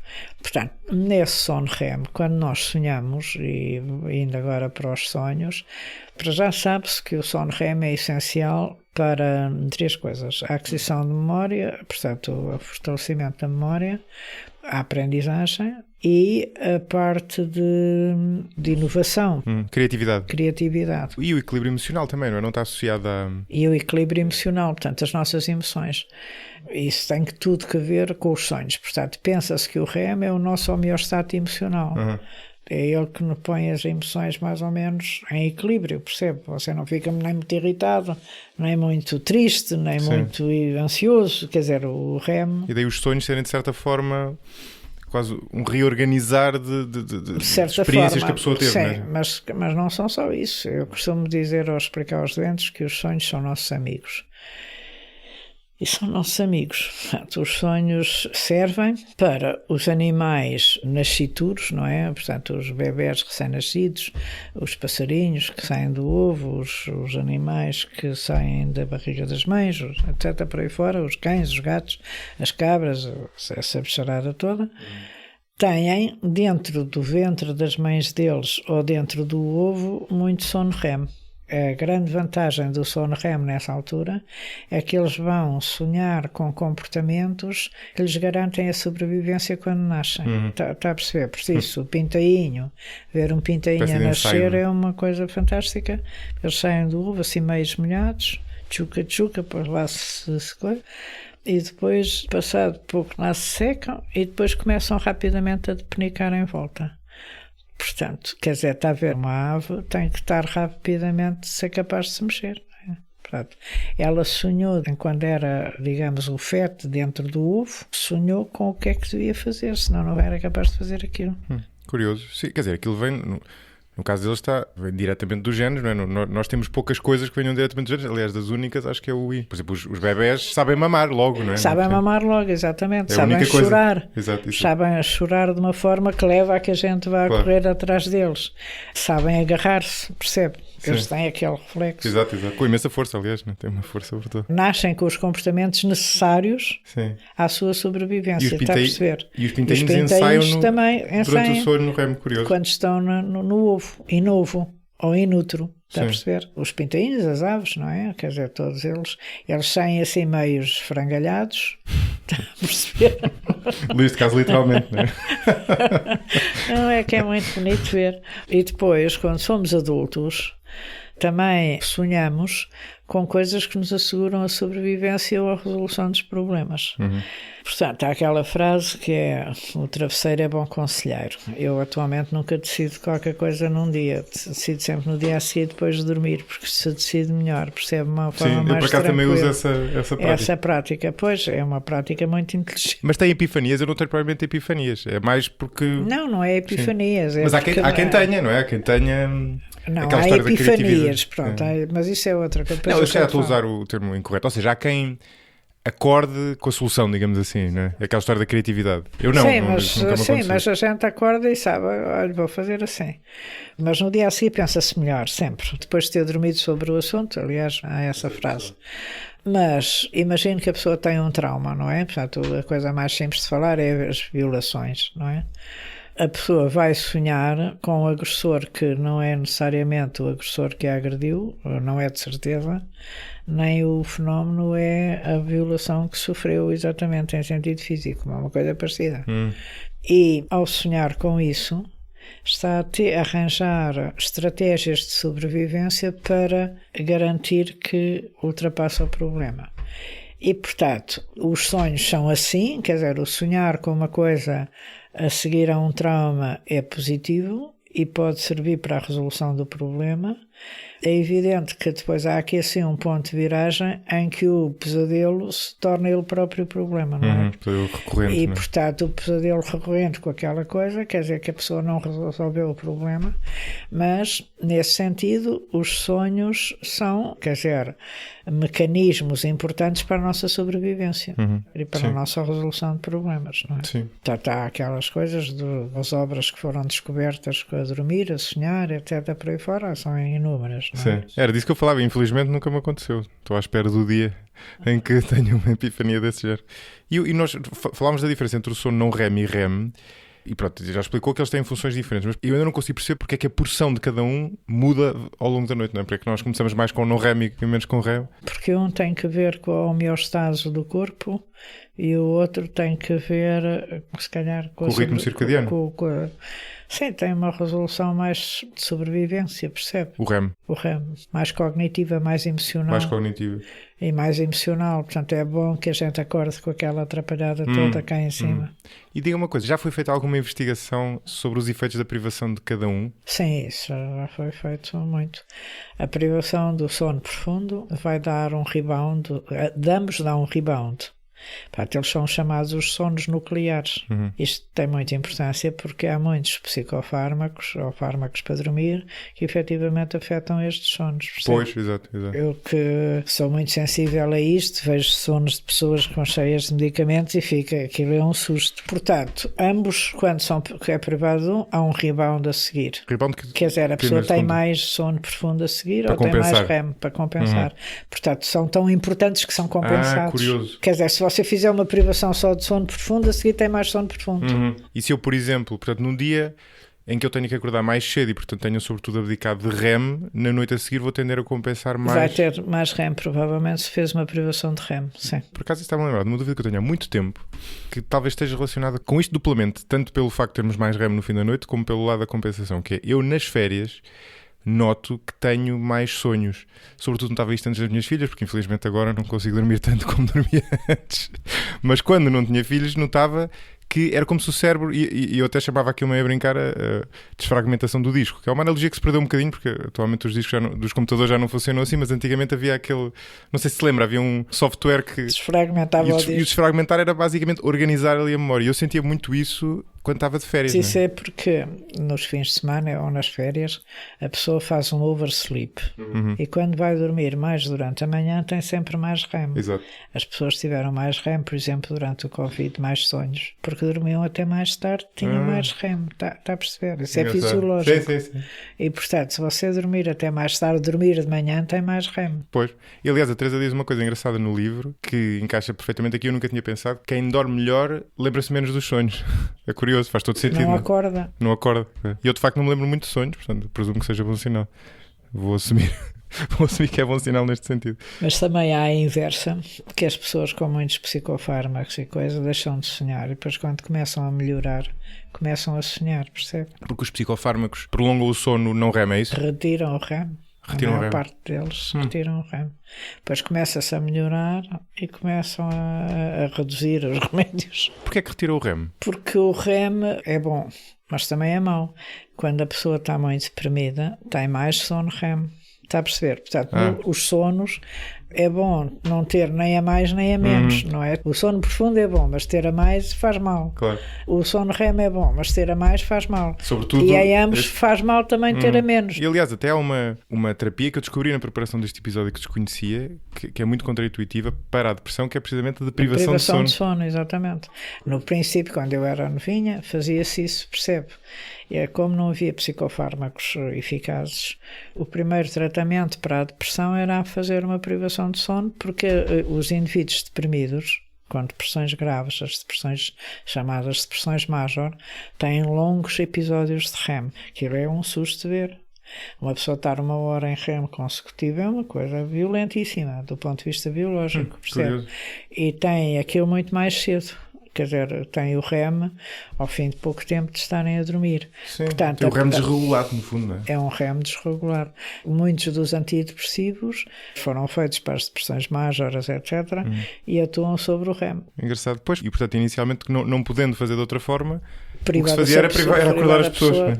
Até que os psicofármacos da altura fizessem efeito. Aquilo era uma coisa complicada porque, mas como sabe, a privação de sono é uma tortura, não é? Foi usada pela PIDE, usada pelas polícias. Sim, claro. Por isso é que é tão contraintuitivo, não é? Eu fui surpreendido quando apanhei essa... sendo que nós também sonhamos na fase não REM, não é? Nós também sonhamos na fase não REM, exatamente. Há aquele mito que nós só sonhamos no REM. Não é verdade. Embora aqueles sonhos mais bizarros são sempre em REM. São REM. Porque o cérebro tem que estar ativo, está a perceber, e tem que haver o córtex occipital tem que estar ativo, etc. Por aí fora. Pois. Se aquilo estiver muito lento, o córtex occipital não funciona, não é? Está a ver? A gente tem que estar a ver as coisas. E a bizarria dos sonhos tem a ver com a inibição do córtex frontal. Pois, exatamente. Ou seja, nós temos outras partes do cérebro muito ativas, mas o córtex frontal está out. Sim, e portanto não faz aquela validação de se está off. Está de férias, está a descansar, não é? E portanto não faz a validação daquelas situações completamente absurdas que a pessoa... Não é? Mas as pessoas acham isso muito aflitivo, quando isso no fundo é a característica normal dos sonhos. Se não fossem bizarros não eram sonhos, não sei se sabe perceber. Mas as pessoas acham isso aflitivo. Sim. Mas há um lado, portanto, se nós procurarmos uma função nos sonhos durante o sono REM, lá está, pode ter esse lado criativo, pode ter esse lado de estabilização emocional, esse lado de sobrevivência, de lidar com o passado, e esse lado de, eventualmente com traumas, esse lado também nos preparar para o futuro. Por isso é que muitas vezes envolvem situações de perigo ou situações sociais. Mas há sonhos tão bizarros que é difícil entender um propósito. Poderá ser só um efeito colateral, não é? Quer dizer, nós sonhamos todos parecidos uns com os outros, sabe? Quer dizer, você é um japonês, sonha coisas parecidas, está a perceber? Sonhamos que vamos a correr, que vamos a fugir, que estamos a falar com os outros, que estamos não sei o quê. Portanto, essas coisas Sim, vamos para a rua sem calças e coisas desse tipo. São coisas relativamente parecidas. Quer dizer, os sonhos com as atividades profissionais exatas das pessoas, que é aquilo em que você ocupa mais o seu dia, não são assim muito frequentes. Quer dizer, os músicos podem sonhar um bocadinho mais com a música, as pessoas que têm dores crónicas sonham mais com sonhos que têm dor, etc. Por aí fora, está a perceber? Sim. Mas no fundo os sonhos são muito parecidos uns com os outros. Pois, nós somos muito mais parecidos do que às vezes gostamos de... Um senhor chamado Webb dizia que os sonhos serviam para garantir a identidade da espécie. Como assim? Portanto, nós sonhamos por sermos humanos. Por isso é que os seus sonhos são parecidos com os dos japoneses, dos índios, sim, dos não sei o quê. É uma coisa meio junguiana, não é? Mas os outros animais também sonham. Mas sonham com as coisas dos cães. Os cães sonham com as coisas dos cães, com a espécie dos cães. Sim. Bom, mas aqui é uma explicação um bocado circular, não é? A especificidade, a identidade da espécie. Mas eu acho que faz sentido, percebe? E faz sentido também nesta coisa que eu lhe digo, da mudança de paradigma. Em vez de andarmos todos à luta uns com os outros, não é? Como se sabe que andamos, se calhar somos todos primos e primas. Não sei se está a perceber. Sleep not work, neste caso, não é? Sim. Não, mas é verdade, claro. Sleep and enjoy, não é? Quer dizer, e é engraçado esse aspecto dos sonhos das pessoas serem muito mais parecidos do que diferentes, é curioso. Há um léxico, quer dizer, que é relativamente comum, etc. E são coisas que não são assim tão diferentes umas das outras. Mas nós esquecemos-nos, por exemplo. Porquê é que nós nos esquecemos dos sonhos? Se me perguntar o que é que eu costumo sonhar, não sei. Pois, eu também não sei. porque também durmo bem, não é? Está a perceber? Sim, Portanto, pois talvez tenha a ver. Eu tenho que ver com isso. Quer dizer, uma coisa mas ou não outra, quer mas não... dizer que o seu cérebro não saiba lá nas suas memórias. Está a perceber? E que isso não Pois, tenha exato, reorganizado as suas memórias. É a tal parte que nós não sabemos. E que o sono faz por nós sem nós nos esforçarmos. Nós não temos que fazer nada. Aliás, com a maior parte das funções, eu costumo explicar isso aos doentes. O seu coração e o meu batem para aí 60 ou 70 vezes por minuto. O meu bate há 78 anos, portanto, quer dizer, são muitas, está a ver quantos batimentos, bilhões e bilhões, trilhões de batimentos. E a gente não se tem que preocupar se ele bate ou não, está a ver? Ele bate. E com o sono é a mesma coisa, e com os nossos sonhos é a mesma coisa. Aquilo lá faz coisas boas. E esquecermos não será por acaso, não é? Porque a ideia não é ficar ocupado a memória. É uma enorme bênção. Ter as suas memórias garantidas e resolvidas e não sei o quê, sem se preocupar com isso, permite-lhe que se preocupe com outras coisas, como por exemplo agora estar a falar comigo ou outra coisa. Isso deixa-lhe o espaço livre para uma data de coisas. Não tem que se preocupar com o seu coração. Sim. Ou com a sua respiração, ou com o seu sangue, se circula ou não circula. Sim, é só não, como dizia há bocadinho, é só não boicotar o processo. Exatamente. Deixá-lo correr, que ele corre. Em princípio, se não houver doenças, corre bem, não é? É evidente que há doenças, não é? Sim. Olha, estamos a aproximar-nos do fim. Este é um tema que interessa a muita gente, não é? Como já há de saber da sua experiência. E, portanto, entre mecenas e ouvintes do podcast enviaram muitas perguntas e algumas eu não tive tempo de cobrir, portanto, vou fazer-as muito rapidamente. Nós falámos há bocado dos aspectos que influenciam a qualidade do sono, não é? Por exemplo, falámos da exposição à luz solar e há, quer dizer, quando a pessoa começa a ler sobre isso, há um monte de coisas que a pessoa pode fazer para melhorar o sono, desde a qualidade do colchão, à qualidade da altura da almofada, à temperatura do quarto. Até hoje em dia estou muito na moda, já apanhou de certeza, não é? Uns cobertores com peso, não é? Que supostamente relaxam a pessoa. Eu não acredito em nada dessas coisas, não sei se está a perceber. É tudo treta, alguma coisa que seja... Quer dizer, é evidente que a pessoa tem que dormir num colchão que seja confortável e ter uma almofada que seja confortável. Mas eu não acredito que isso seja muito importante. Porque, lá está, o sono está cá para existir. Quer dizer, eu acho que pura e simplesmente, sabe, como eu tenho esta idade e quando digo agora vou dormir, eu durmo, e não é que não tenha tido problemas, quer dizer, tive problemas, doenças, imensos problemas na vida, doenças mas graves. Mas não por causa do sono? Sim, mas durmo bem e não tomo remédios para dormir, portanto, quer dizer... E não sente, por exemplo, sei lá, no verão sente que dorme pior naqueles dias que está muito calor? Sim, toda a gente dorme pior nos dias em que está muito calor, não é? Mas isso é normal. Está a perceber? Tem que ser tido como normal.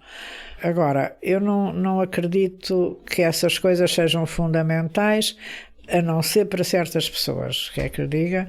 Portanto, as pessoas, por exemplo, que ressonam, ou as pessoas que usam CPAP, eventualmente podem precisar... CPAP é umas máquinas para as apneias. Eventualmente podem precisar de umas almofadas especiais, ou algumas pessoas dessas precisam de umas almofadas especiais, e eu então recomendo que procurem e que façam, e dou as indicações para procurarem. A história dos cobertores pesados, quer dizer, ainda ouvi agora recentemente que pode ter efeito em algumas coisas específicas, nos miúdos hiperativos, etc. Mas, por exemplo, você não consegue usar um cobertor pesado no verão, não é? Pois, a não ser que seja refrigerado. Refrigerado, não é? Quer dizer, há doenças que não aguentam cobertores pesados, as pernas inquietas, etc. Quer dizer, não aguentam algumas coisas respiratórias, não devem ser. Portanto, sempre que há recomendações universais, desconfie delas. Está bem? Não existem recomendações universais. Graças a Deus somos diferentes uns dos outros. E sobretudo, parece-me também que a sua outra implicação é que para pessoas normais, ou seja, não estamos a falar de casos patológicos, a gente dorme. É basicamente dormir. É basicamente não chatear o sono e dormir, percebe? Quer dizer, dormir simplesmente. De repente, atualmente, eu acho que isto é uma coisa bizarra e por isso eu escrevi esse livro.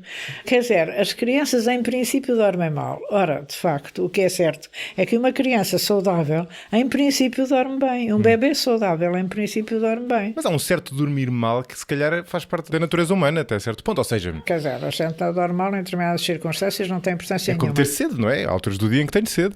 Não estou sempre sem sede, não é? Sim, o sono não é igual todos os dias, não é? Varia de acordo com o que fazemos, não sei o quê.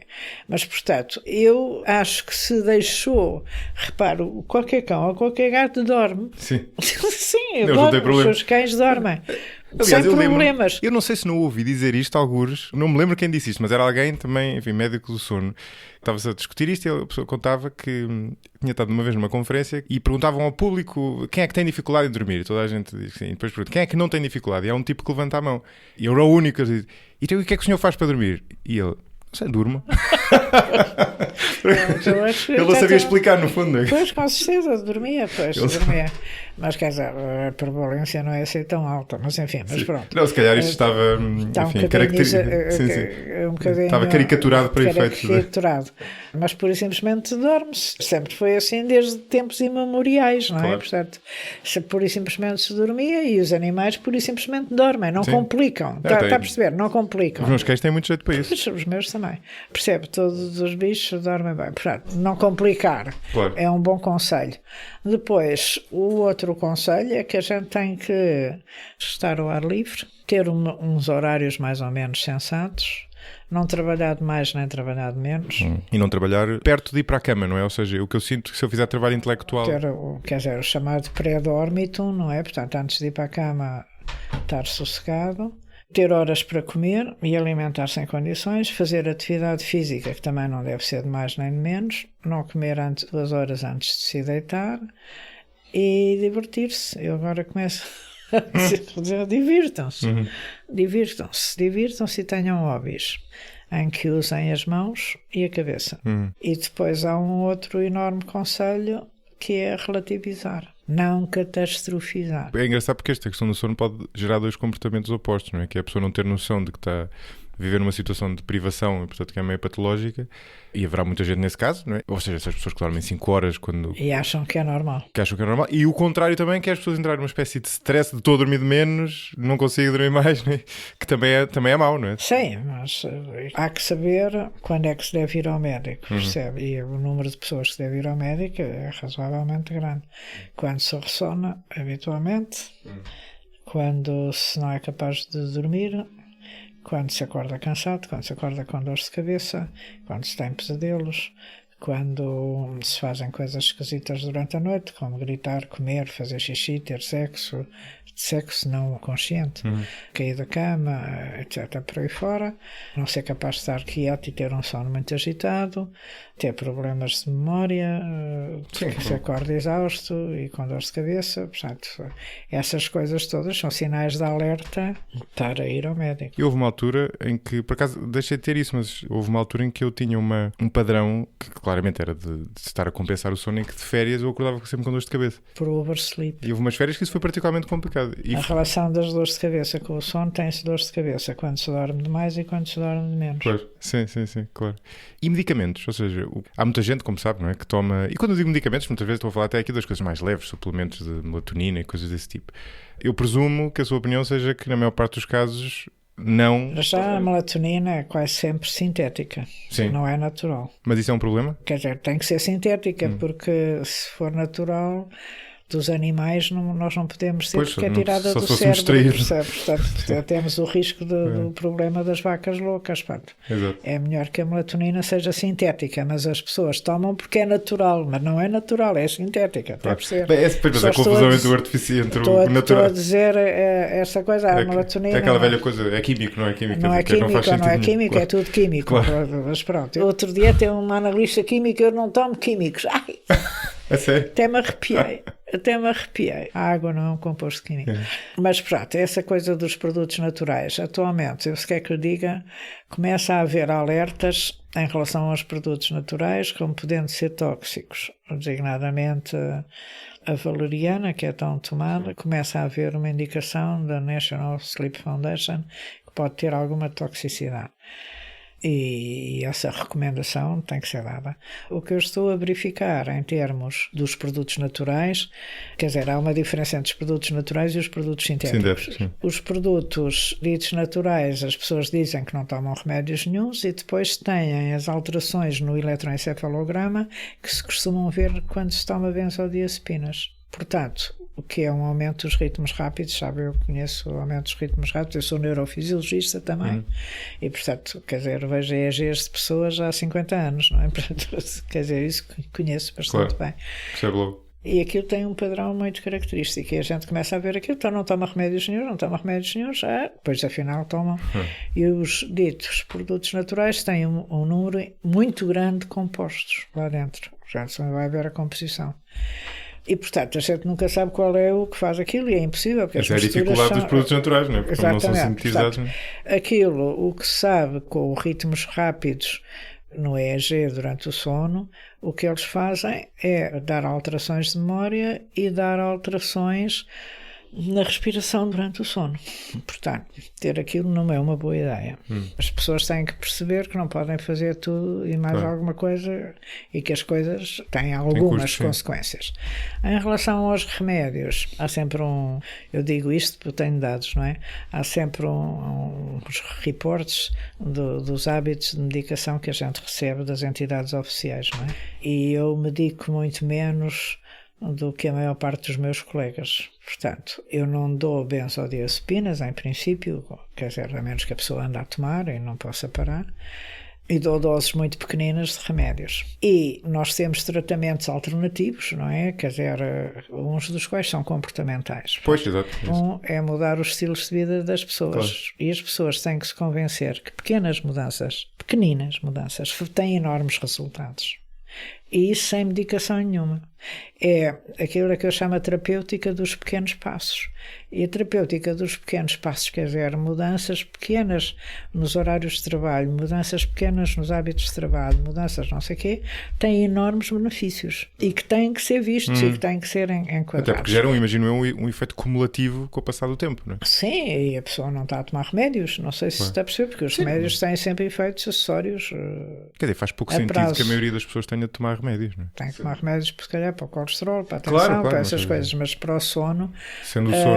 Quer dizer, e Portugal e não sendo uma coisa é o país idade, europeu com a maior taxa de consumo de remédios calmantes e para dormir. Sim, sim. Portanto, é uma coisa completamente assustadora. Portanto, uma das coisas são mudanças comportamentais. Outras são terapias comportamentais ou psicológicas, que podem ser... Cognitivo-comportamental, é isso? A terapia cognitivo-comportamental, que lá é feita pela professora Helena Rebelo Pinto, ou terapias psicoterapêuticas. Eu tenho uma equipa com a professora Tânia Gaspar, a Fátima Vaz, etc. São muitos psicólogos, a Margarida Gaspar de Matos. Tenho muitos psicólogos a trabalhar lá, a Paloma Salavés, etc. Por aí fora. São muitas, portanto, outros têm que ter psicoterapias mesmo. Percebe? Portanto, há técnicas psicológicas que a pessoa deve fazer e que são muito importantes. E depois, finalmente, temos agora um tratamento que, para as perturbações da ansiedade, que está a ser muito, muito eficaz, que se chama neuromodulação não invasiva. E a neuromodulação não invasiva é basicamente uma estimulação dos nervos periféricos das mãos e dos pés, que vai estabelecer uma harmonia entre o simpático e o parasimpático.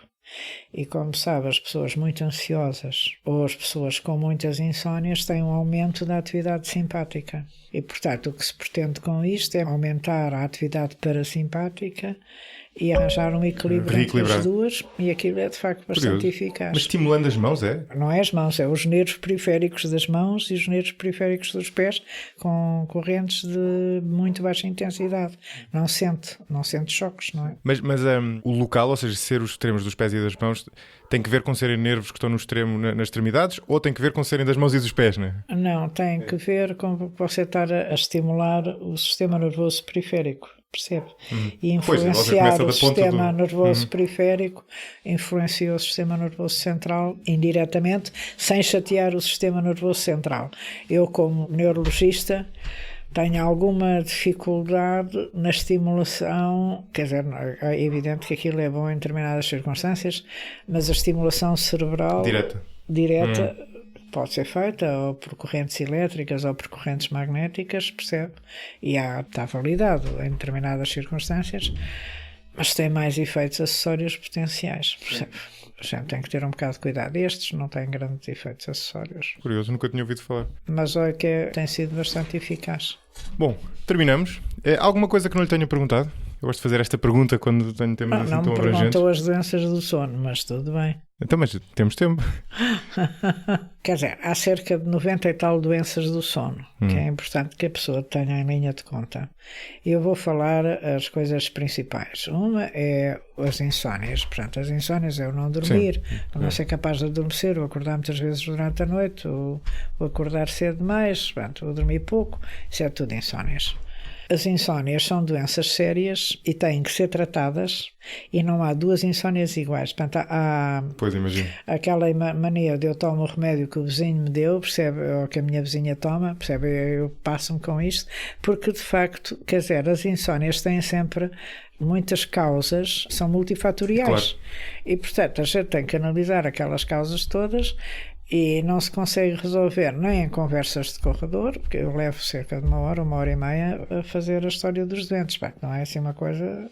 Se eu pudesse fazer rápido, fazia rápido, não é? Claro. Se fosse assim, olha, diga lá, diga, está dito, não é? Sim. Pois, porque há de depender de imensas coisas, dos hábitos das pessoas, da situação A vida, psicológica. o passado, o presente, o futuro, está a perceber, mas outra coisa, o trabalho, a família, as insónias são multifatoriais, têm umas causas, e são doenças que devem ser tratadas porque não são isentas de riscos, quer dizer, o risco de depressão aumenta quando a insónia dura mais de 3 meses, percebe? E os riscos de doenças físicas também aumentam. Portanto, a insónia tem que ser tratada.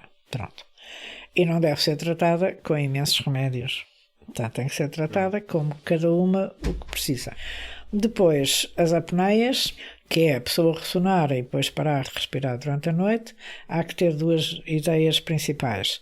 Primeiro, a apneia pode existir em todas as idades, do recém-nascido até o idoso. É mais frequente nos homens, mas é bastante frequente nas mulheres. E, portanto, nas crianças também. As crianças com mongolismo, com doenças do desenvolvimento, têm com muita frequência apneias do sono. As crianças prematuras têm com muita frequência apneias do sono. Portanto, isso tem que ser tratado. Está a perceber? As crianças que estão sempre com a boca aberta, que se chamam respiradores orais, têm com grande probabilidade apneias. Isso tem que ser tratado, porque tem riscos ou para a aprendizagem dos miúdos, ou cardiovasculares, ou cerebrovasculares, ou cognitivos, ou acidentes, etc. As apneias têm que se tratar. E há várias formas de tratar, conforme a idade, conforme a gravidade, conforme as coisas, e pronto, isso é outra coisa. Depois a outra são as doenças do movimento durante a noite, que é a pessoa ter pernas inquietas, não ser capaz de estar com as pernas quietas, ou a pessoa ter movimentos periódicos do sono, ou a pessoa ter um sono tão agitado que ninguém consegue dormir com ela. E isso é muito frequente também e tem causas etiológicas, orgânicas, têm que se tratar. As pessoas com movimentos periódicos do sono são muito caracteristicamente acordam mais cansados que aquilo que dormiram. Depois há as doenças em que se fazem coisas esquisitas durante a noite. As coisas esquisitas podem ser o sonambulismo, os terrores noturnos, etc. Mas muitas delas podem ser crises epiléticas noturnas. Não é? Chamam-se os síndromes hipercinéticos. Que a pessoa não tenha durante o dia. Que a pessoa não tenha durante o dia, tem crises epiléticas à noite, porque o sono ativa as crises epiléticas. E depois, a outra grande coisa é as parasónias relacionadas com o sono REM, que é os pesadelos. Portanto, quando há pesadelos, há traumas, percebe? Ou há uma doença orgânica. E os transtornos comportamentais de sono REM, que são mais em idosos, em que eles começam a sonhar, e mais em homens, eles começam a sonhar que estão a ser agredidos e pumba, dão uma carga de pancada em quem está a ver o lar, que geralmente é a mulher, e que fica com os olhos negros e não sei o quê. Nunca tinha ouvido falar disso. Nunca tinha ouvido, mas olha que é bastante frequente. Isso é uma alteração do sono REM. Então... É uma alteração do sono REM porque deixam de ter a atonia do REM, podem passar a mexer-se. Pois, exato. E fazem o que estão a sonhar, está a perceber? Ou seja, o que muda não é tanto o tipo de sonho que se está a ter, ou de pesadelo nesse caso, mas o facto de perderem o imobilismo, e não é? A paralisação. Os pesadelos eles estão a ser agredidos, geralmente não agridem, percebe? Não estão a agredir, estão a defender-se. Estão a defender a mulher e batem nela porque é quem está ao lado. Percebe? Portanto, isso tem que ser tratado.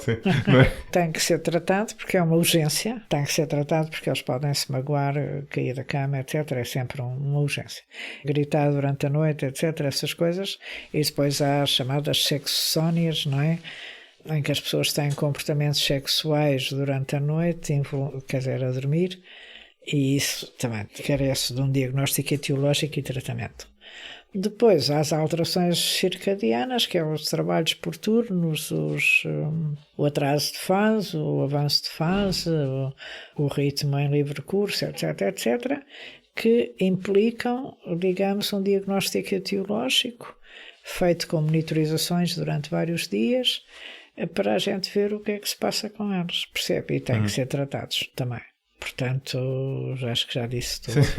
Na verdade, embora nós não tivéssemos falado das doenças, elas tocam em vários aspectos que nós fomos falando. Exatamente. E, sobretudo, tocam não só em vários aspectos, como nos vários tipos de fatores que afetam o sono, desde os fatores fisiológicos aos fatores sociais, aos fatores orgânicos. Psicológicos. E orgânicos. Sim, sim.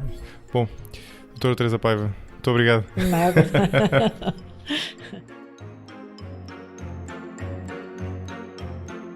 Olá de novo. Uma nota para os interessados nos workshops de pensamento crítico. Tenho continuado a receber pedidos de novas sessões e por isso devo organizar até ao final do ano novas sessões dos workshops. Ainda, lembrem-se, do módulo Argumentar com Lógica, que corresponde ao primeiro de 4 módulos destes workshops. Caso tenham interesse nos workshops, mas ainda não tenham participado, não se esqueçam de deixar o vosso e-mail na mailing list através do link que encontro na descrição deste episódio. Assim, estarão entre os primeiros a ser avisados de novas sessões dos workshops. Finalmente, o agradecimento do costume aos novos mecenas do 45 Graus, Cláudia Lafayette Rocha, ao Tiago Almeida, à Noni Games e à Raquel Nunes. Obrigado a todos e até ao próximo episódio. Este episódio foi editado por Hugo Oliveira. Contribua para a continuidade e crescimento deste projeto no site 45grauspodcast.com. Selecione a opção Apoiar para ver como contribuir, diretamente ou através do Patreon, bem como os benefícios associados a cada modalidade.